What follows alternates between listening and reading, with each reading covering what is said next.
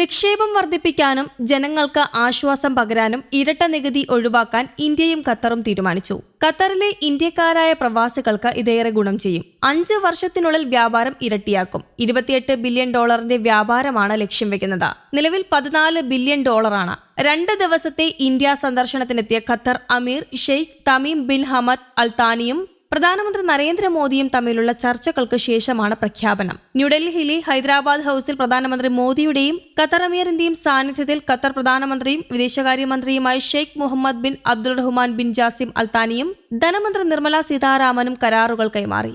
വ്യാപാരം, ഊർജം, നിക്ഷേപം, നവീകരണം, സാങ്കേതികവിദ്യ, ഭക്ഷ്യസുരക്ഷ, സംസ്കാരം എന്നിവ കേന്ദ്രീകരിച്ചുകൊണ്ടുള്ള തന്ത്രപരമായ പങ്കാളിത്തമായി ഇന്ത്യ ഖത്തർ ബന്ധത്തെ വളർത്തും. ഇരു രാജ്യങ്ങൾക്കും താൽപര്യമുള്ള പ്രാദേശിക ആഗോള വിഷയങ്ങളെക്കുറിച്ചും മോദിയും അമീറും കാഴ്ചപ്പാടുകൾ പങ്കുവച്ചു.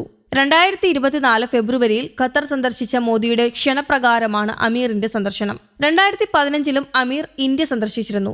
ഇന്നലെ രാവിലെ രാഷ്ട്രപതി ഭവനിൽ അമീറിന് ഗാർഡ് ഓഫ് ഓണർ നൽകി. പ്രസിഡന്റ് ദ്രൗപദി മുർമുവും പ്രധാനമന്ത്രി നരേന്ദ്രമോദിയും അമീറിനെ സ്വാഗതം ചെയ്തു. മന്ത്രിമാർ, മുതിർന്ന ഉദ്യോഗസ്ഥർ, ബിസിനസ് നേതാക്കളും അമീറിനൊപ്പമുണ്ടായിരുന്നു. അതേസമയം നിലവിൽ ഖത്തറിൽ ജോലി ചെയ്യുന്ന ഇന്ത്യൻ പ്രവാസി അവിടെയും ഇന്ത്യയിലും നികുതി നൽകേണ്ടി വരുന്നു. ഇരട്ട നികുതി ഒഴിവാക്കാൻ കരാറിലൂടെ ഇതിലൊന്നൊഴിവാക്കും. സാമ്പത്തിക പ്രവർത്തനങ്ങൾ പ്രോത്സാഹിപ്പിക്കുവാനും നികുതി വെട്ടിപ്പ് തടയാനും ഇത് സഹായിക്കും. ഖത്തറിൽ 5 ലക്ഷത്തോളം മലയാളികളുണ്ട്. അതേസമയം ഖത്തർ അമീറും പ്രധാനമന്ത്രിയും തമ്മിൽ നടന്ന ചർച്ചയിൽ ഇരു രാജ്യങ്ങളും തമ്മിലുള്ള സൗഹൃദം ശക്തിപ്പെടുത്താനും തീരുമാനമായി. ഉഭയകക്ഷി വ്യാപാരം അടുത്ത 5 വർഷത്തിൽ ഇരട്ടിയാക്കാൻ ചർച്ചകളിൽ തീരുമാനമായിട്ടുണ്ട്. 5 ധാരണാപത്രങ്ങളിലും 2 കരാറുകളിലുമാണ് ഇരു രാജ്യങ്ങളും ഒപ്പുവെച്ചത്.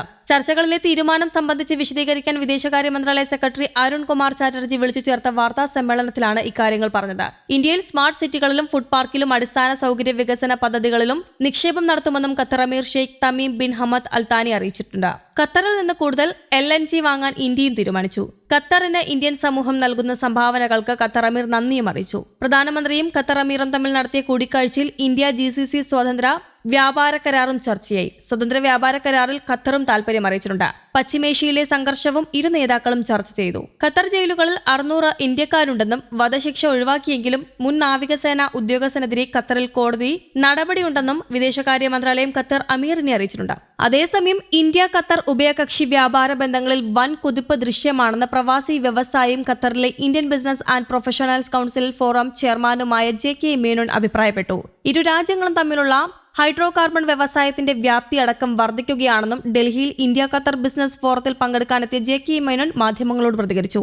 ഇന്ത്യക്കാരായ പ്രൊഫഷണലുകൾക്കും തൊഴിലാളികൾക്കും ഖത്തർ കൂടുതൽ അവസരങ്ങളാണ് നൽകുന്നത്. Qatar Amir Sheikh Tamim bin Hamad Al താനിയും വാണിജ്യമന്ത്രി Sheikh Faisal bin Thani bin Faisal Al താനിയും പങ്കെടുക്കുന്ന ഉച്ചകോടി പുരോഗതിയിലേക്കുള്ള ചുവടുവയ്പാണെന്നും JK മേനോൻ അഭിപ്രായപ്പെട്ടു. ഡൽഹിയിലെത്തിയ ഖത്തർ അമീർ പ്രധാനമന്ത്രി നരേന്ദ്രമോദി, വിദേശകാര്യമന്ത്രി S ജയശങ്കർ, വാണിജ്യമന്ത്രി പീയൂഷ് ഗോയൽ എന്നിവരുമായി കൂടിക്കാഴ്ചയും നടത്തി. ഇരു രാജ്യങ്ങളും തമ്മിൽ വിവിധ ധാരണാപത്രങ്ങളും ഒപ്പുവെച്ചു കഴിഞ്ഞു. News desk, Kerala Kaumudi.